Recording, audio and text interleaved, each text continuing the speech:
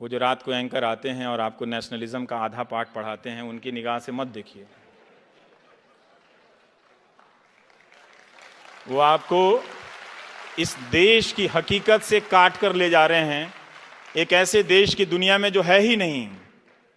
हमारा मुल्क सबसे खूबसूरत मुल्कों में से एक है। हमारे पास बुलेट ट्रेन नहीं है तो क्या हुआ, हम धीरे भी चलते हैं तो गले मिलकर चलते हैं।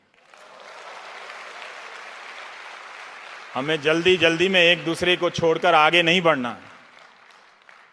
वो जो चिंता है कि सारी ट्रेन अच्छी हो जाए, वो बुलेट ट्रेन के खिलाफ चिंता नहीं है। वो चिंता ये है कि पहले सबका भला हो जाए ना, तो फिर कुछ लोगों के लिए कुछ ले आना। तो उन्होंने बुलेट ट्रेन का विरोध करने वालों को भी देशद्रोही बता दिया। 15,000 का टिकट खरीद के, जापान में लोग चलते हैं ओसाका से टोक्यो के बीच में 15,000 का टिकट खरीद के। तो ये आप ध्यान में रखिएगा कि इमेज झोंका जा रहा है। कॉरपोरेट हमारा बड़ा कमाल का है, उसने पहले मीडिया को नेताओं के यहां पहुंचाया, नेताओं ने मीडिया को अपने पास रख लिया। अब कॉरपोरेट मीडिया तो खरीद लेता है, कई तरह के चैनल, लेकिन बोल वो भी नहीं पा रहा है बेचारा। जीएसटी से परेशान है, उसका धंधा चौपट है, बैंकों के खून निकल रहे हैं, बह रहे हैं, वो घाटे में दबे जा रहे हैं, मरे जा रहे हैं, कोई बोल नहीं रहा है। क्या बात है भाई, तुम भी डर गए? तुम तो बड़े बड़े चैनल खरीद लेते हो। किस लिए खरीदते हो? डरने के लिए? हमने डर में इतना निवेश नहीं देखा। जब डर प्रॉफिटेबल हो जाए तो जनता को सतर्क हो जाना चाहिए, क्योंकि इसमें उसका घाटा है, फायदा 2-4 लोगों का होता है।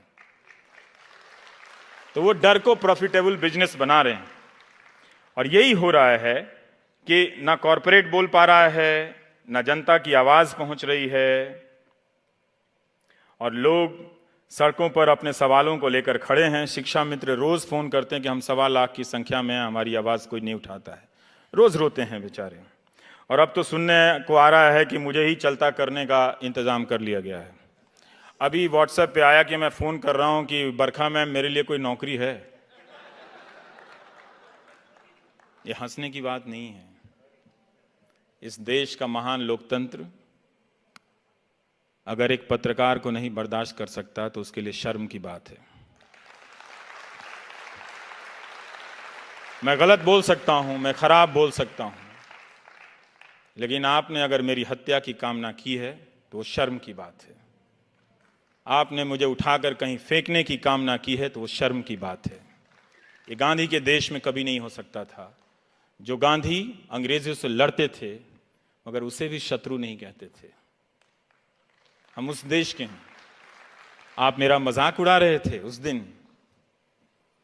वो सबसे शर्मनाक दिन था जब मेरा फोटो तरह तरह से ट्विटर पर बनाकर चलाने लगा। किसी ने टीका लगा दिया, किसी ने गेरुआ लगा दिया। मैं पहनता हूं भाई गेरुआ, तुम पहनाओगे तो थोड़ी पहनूंगा। मैं पहनता हूं, लाखों लोग पहनते हैं गेरुआ इस देश में। क्या आप वो भी एक दिन टीवी चैनल से तय होगा कि सबको गेरुआ पहनना होगा? वो तो हम पहनते हैं अपने अपने पूजाओं में। और ये मजाक चल रहा था। तो मैं यही सोच रहा था कि क्या एक अदना सा पत्रकार इतना महत्वपूर्ण हो गया कि उसे विस्थापित करने के लिए हुकूमत इतनी चालें चलेंगी? और क्या हम नहीं जानते कि कॉरपोरेट में टेक ओवर कैसे होता है? आपने दुनिया का इतिहास नहीं पढ़ा? और क्या आप हमेशा ये होता रहा है इसीलिए होते रहने देंगे? होते रहने दीजिए। आपको लगता है कि आपको फर्क नहीं पड़ेगा, फर्क आप ही को पड़ेगा। फर्क आप ही को पड़ेगा जब आपकी आवाज पहुंचने के हर रास्ते बंद कर दिए जाएंगे। जवाहरलाल नेहरू ने अमृत बाजार पत्रिका के संपादक को लिखा था कि अखबार आलोचना नहीं करेंगे तो कौन करेगा। मैं यहाँ इस हॉल में आ रहा था तो किसी ने उसका टेक्स्ट मुझे व्हाट्सएप किया था कि अखबार अगर आलोचना नहीं करेंगे तो सरकार की आलोचना कौन करेगा। सरकार की आलोचना करने पे बधाई मिलनी चाहिए। ये इसलिए महत्वपूर्ण है क्योंकि बाकी लोग नहीं करते हैं। 99% मीडिया एक गोदी मीडिया बन गया है। अब रोना रो रहा है कि जो 1% है वो भी गोदी मीडिया है। कमाल है साहब, कमाल है। सारा मीडिया खरीद के जेब में रख लो और दिन भर प्रोपेगेंडा, हिंदू मुस्लिम एजेंडा चलाते रहो और कहो कि गोदी मीडिया दूसरी तरफ भी है। तो नए नए तर्क गढ़े जा रहे हैं, आपकी आंखों में इमेज झोंके जा रहे हैं।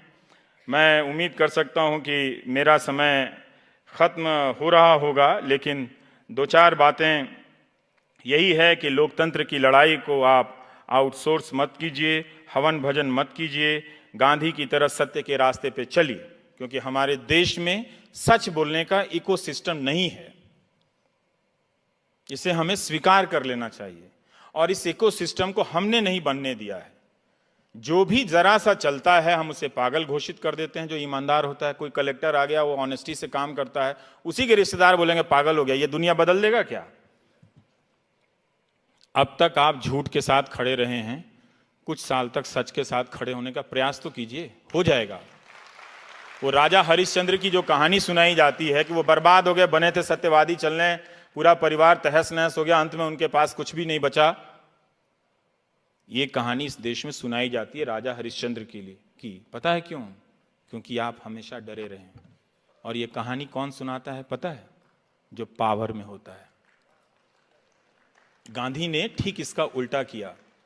गांधी ने सत्य के साथ प्रयोग किया और खुद प्रयोग किया, लेकिन उस सत्य को अधिकांश जनता का हथियार बना दिया। ये लो सत्य। आज सीबीआई और जेल के डर से हमारा अपोजिशन भी नहीं बोलता, और गांधी ने उस सत्य के दम पे लाखों लोगों को, अंग्रेजों की जो डर का सबसे बड़ा कारखाना था, अंग्रेजों का फैक्ट्री थी डर की, जेल, उसमें ले आकर भर दिया। गांधी ने कहा अपने भीतर जेल जाओ और अपने भीतर के डर से आजाद हो जाओ। इनके पास टैंक है, तोप है, अफसर हैं, कानून है, सेलुलर जेल है, सब है, लेकिन जिस दिन तुम जेल जाने के डर से आजाद हो जाओगे, बाकी आजादी मिल जाएगी। ये गांधी का सत्य था। गांधी ने इसी सत्य के लिए अपनी जिंदगी दी। वो कहते थे कि सत्य की खोज में क्रोध, स्वार्थ, घृणा आदि विकार स्वभावतः छूटते जाते हैं, अन्यथा सत्य की प्राप्ति असंभव ही हो जाए। सत्य की खोज में सफलता प्राप्त होने पर मनुष्य में प्रेम और घृणा, सुख और दुख आदि के द्वंद्वों से पूर्णतः मुक्त हो जाता है मनुष्य। और वो अपना पैमाना गांधी बनाते रहते हैं। आप देखेंगे कि गांधी अंतिम तक प्रयोग कर रहे हैं। वो हारते हैं। वो अपनी अहिंसा, जब भारत आज़ाद होता है तो जिस अहिंसा को लेकर वो 30 साल तक प्रयोग करते हैं, वो बिखर जाती है। एक किताब है सुधीर चंद्र की, गांधी एक असंभव संभावना। आप पढ़िएगा कि गांधी आखिरी वक्त में फिर अकेले खुद को जुटाते हैं। वो चाहते थे 125 साल जीना, लेकिन बाद में उनके जीने की इच्छा समाप्त होने लगती है और वो नोआखली चल देते हैं। तो जैसे आज ट्रोल होता है, वैसे ही तब होता था कि बापू आप पहले बिहार क्यों नहीं जाते हैं, बापू आप कलकत्ता में क्यों नहीं रुकते, आप हिंदुओं के यहाँ क्यों नहीं रुकते, आप मुसलमानों के यहाँ क्यों नहीं रुकते। तो दोनों तरफ के जो सांप्रदायिक लोग थे वो गांधी जी का ट्रोल करते हैं। लेकिन गांधी क्या करते हैं उस ट्रोल के बाद? कई बार हम लोग ट्रोल से डर जाते हैं, तो मैं बताना चाहता हूं कि गांधी क्या करते हैं। गांधी उस वक्त एक बात बताते हैं कि हिंदू मुसलमान दोनों हैवान बने हुए हैं, क्या इसमें से निकलने का कोई रास्ता नहीं है? रास्ता तो है, दोनों में से एक जानवर ना बने। जो निखिल डे कह रहे थे, आखिरी बात जो उनकी थी, उस बात को समझिए, दोनों में से एक जानवर ना बने। यही इसमें से निकलने का सीधा रास्ता है। ये गांधी ने कहा था।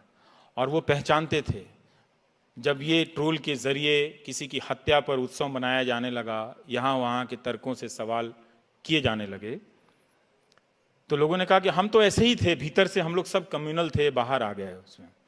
तो बाहर कम्युनल आए तो खराब लगे, तो उसमें नेशनलिज्म थोड़ा सा ऊपर से डाल दो, उसमें मलाई। तब भी गांधी जी कहते हैं कि जो बहुत हिंसा होने लगती है, कि हम लाचारी से अहिंसक बने हुए थे, मगर हमारे दिल में तो हिंसा भरी हुई थी। अब जब अंग्रेज यहाँ से हट रहे हैं, तो हम उस हिंसा को आपस में लड़कर खर्च कर रहे हैं। हम आज भी उस हिंसा को आपस में लड़कर खर्च कर रहे हैं। अपने भीतर की अहिंसा को पहचानिए, उसमें बहुत शक्तियां हैं। ये वो शक्तियां हैं जो इस मुल्क में बेपनाह मोहब्बत भर देंगी। इस मोहब्बत के सहारे आप कम रोटी खाकर भी मुस्कुराएंगे, जनरल क्लास में भी चलकर मुस्कुराएंगे।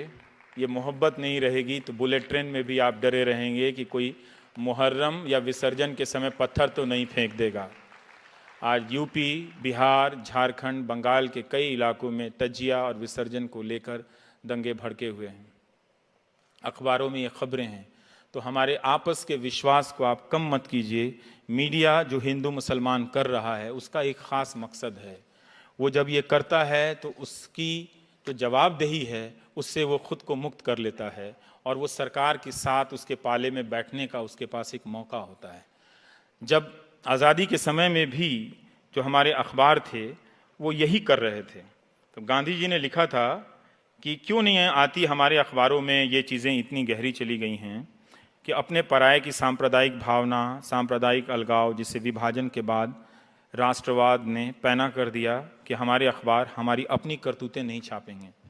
हम अपनी करतूतें नहीं छापते, अपनी हिंसा को नहीं पहचानते, दूसरे की हिंसा को पहचान रहे हैं और ये सब झूठ के आधार पर हो रहा है। तो आप इन सब चीज़ों को समझेंगे। हम जिस मीडियम से आते हैं उस मीडियम में घुन लग गया है, तरह तरह के तर्क ढूंढ रहे हैं, उससे कोई फ़ायदा नहीं है, उससे कोई फ़ायदा नहीं।